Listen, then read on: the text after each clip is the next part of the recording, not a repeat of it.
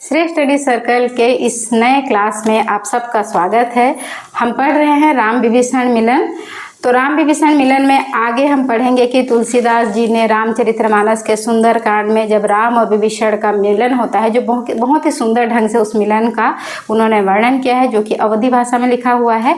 तो आगे क्या बातें होती हैं, हमने अब तक पढ़ा था कि जब विभीषण मिलने आते हैं तो सुग्रीव इत्यादि उनको राम से मिलने नहीं देते, लेकिन राम के समझाने पर जब विभीषण उनके सम्मुख आते हैं तो राम के सुंदर छवि को देखकर विभीषण बहुत ज़्यादा सम्मोहित हो जाते हैं और राम के चरणों पे गिर जाते हैं। राम उन्हें अपने हृदय से लगा लेते हैं, अर्थात उन्हें अपना शरण देते हैं। और आगे विभीषण कहते हैं कि जब तक हृदय में राम का वास नहीं होता तब तक हृदय में बुरे विचारों का वास होता है, लेकिन अब मेरे मन में और कोई बुरा विचार नहीं है क्योंकि मैं राम के शरण में आ गया हूँ।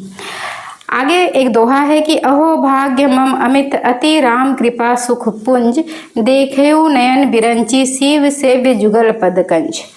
विभीषण यहाँ पे कह रहे हैं कि मेरा अहो भाग्य है, अर्थात मैं बहुत ही सौभाग्यशाली हूँ कि मैं राम की कृपा के सुखद छाया में आ गया हूँ और मेरे इन आँखों ने राम के कमल के फूल के समान चरणों के दर्शन कर लिए हैं। अब राम विभीषण को अपना स्वभाव बता रहे हैं कि राम का स्वभाव क्या है।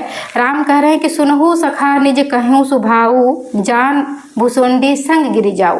हे मित्र सुनो, मैं अपने स्वभाव के बारे में कहता हूँ जिसको कि सिर्फ काक भुसंडी और शिव पार्वती ही जानते हैं।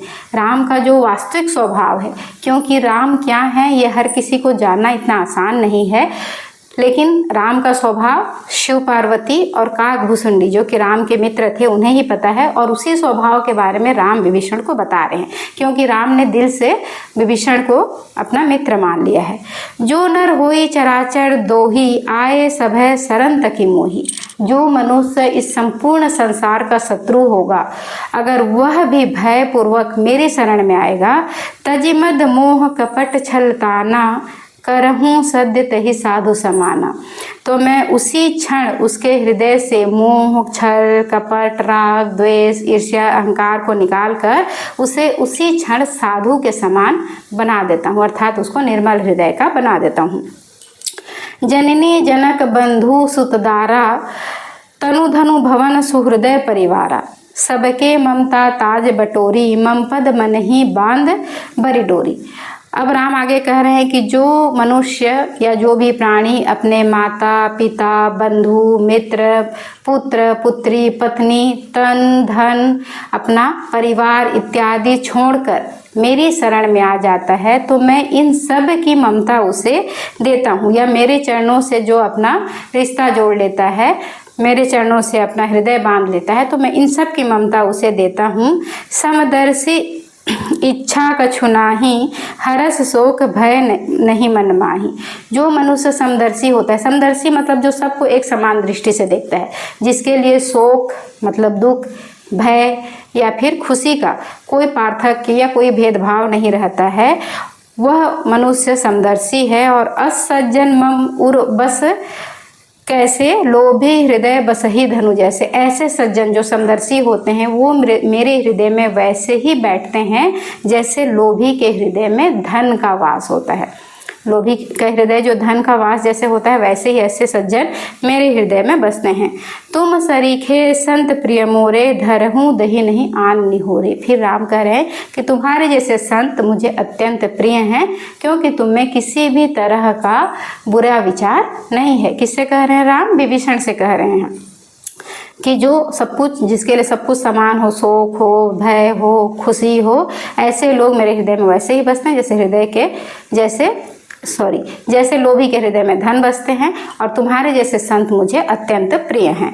आगे एक दोहा लिखा है तुलसीदास जी ने कि सगुण उपासक परहित निरत निति दृढ़ प्रेम, तेनर प्राण समान मम जिनके द्विजपद प्रेम। यहाँ पे राम कह रहे हैं कि जो मेरे इस साकार रूप की उपासना करता है या दृढ़ता पूर्वक मुझसे प्रेम रखता है, या जो मनुष्य को ब्राह्मणों के चरणों से प्रेम होता है, वे मुझे प्राणों के समान प्रिय हैं।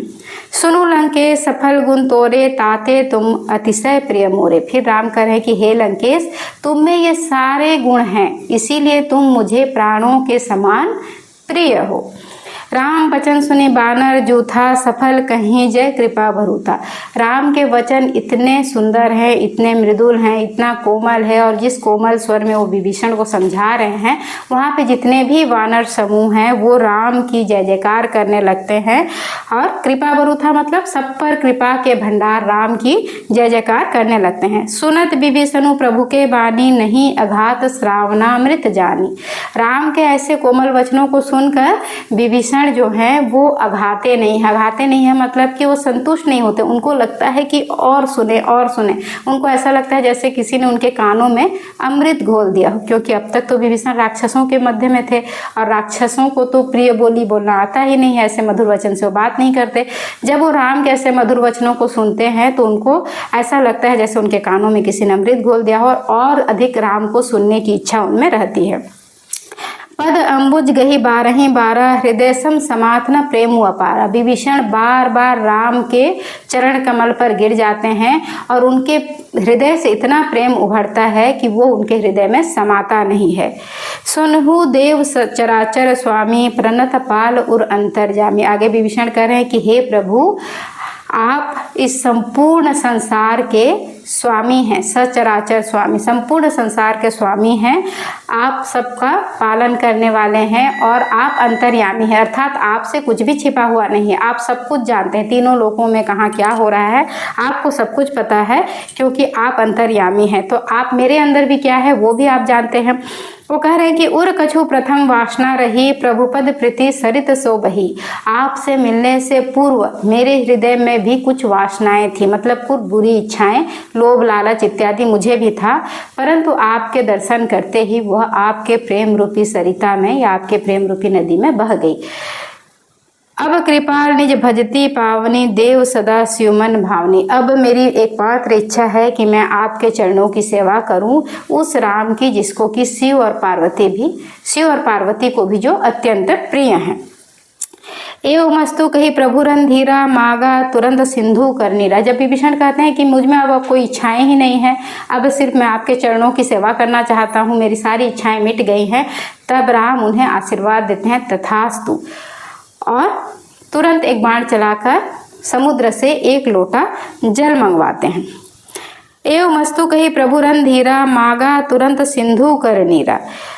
सिंधु से मतलब समुद्र से एक लोटा जल मंगाते हैं। यद्यपि सखा तब इच्छा नाही, मोर दरसु अमोघ जग माही। राम कह रहे हैं कि यद्यपि सखा तुम्हारी कोई इच्छा नहीं है, जैसे कि तुम कह रहे हो कि तुम्हारी सारी इच्छाएं मिट गई है, परंतु जो मेरा दर्शन कर लेता है वो कभी भी खाली हाथ नहीं जाता, अर्थात मेरा दर्शन कभी निष्फल नहीं होता है। जो भी मेरे शरण में आता है या मेरा दर्शन करता है उसे मैं कुछ न कुछ देता हूँ। अस कही राम तिलक तेहि सारा, सुमन वृष्टि नम भई अपारा। ऐसा कहकर राम समुद्र के उस जल से विभीषण का राज्याभिषेक कर देते हैं और आसमान से जितने भी देवतागण होते हैं वो पुष्प की वर्षा करते हैं। इस पद में हमने क्या पढ़ा कि जब राम के वचनों को सुनते हैं तो जो वानर सेना रहती हैं वो राम की जय जयकार करने लगते हैं, सब पर कृपा करने वाले राम की जय जयकार करने लगती हैं। विभीषण कहते हैं कि आपसे मिलने से पूर्व मेरी भी कुछ बुरी इच्छाएं थी, लेकिन आपसे मिलने के बाद वो सारी इच्छाएं आपके प्रेम रूपी नदी में बह गई, मतलब अब मुझ में और कोई इच्छा शेष नहीं है और अब मैं आपके चरणों की ही सेवा करना चाहता हूँ। लेकिन राम कह रहे हैं कि जो एक बार मेरा दर्शन कर लेता है वो कभी भी निष्फल नहीं जाता। वो समुद्र से एक लोटा जल मंगाते हैं और उसी जल से विभीषण का राज्याभिषेक करते हुए